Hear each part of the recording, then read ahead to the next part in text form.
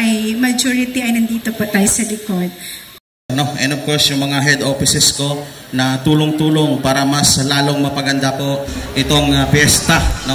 Alam ko, naiinitan na kayo. No? Our second judge is a registered nurse who finished his bachelor's degree in nursing at Central Philippine Adventist College, Bacolod City, and a licensed professional teacher who earned his undergrad expertise in MAPE in RSU College of Education. He graduated his master's with a degree master in educational management at RSU Graduate School. He is currently taking up a doctor of philosophy, major in administration, management and educational supervision at Philippine International Institute of Advanced Studies. He trained his arts and culture expertise under the Cultural Center of the Philippines Arts Academy as a scholar in culture-based choreography for Festival Street Dance on 2018. A scholar in music composition and arrangement on 2019.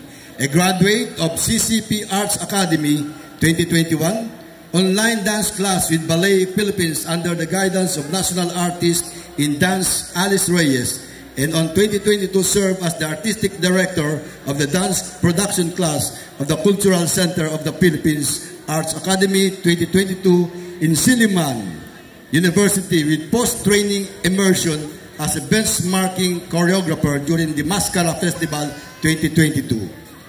He is the festival director of the Municipality of Looc.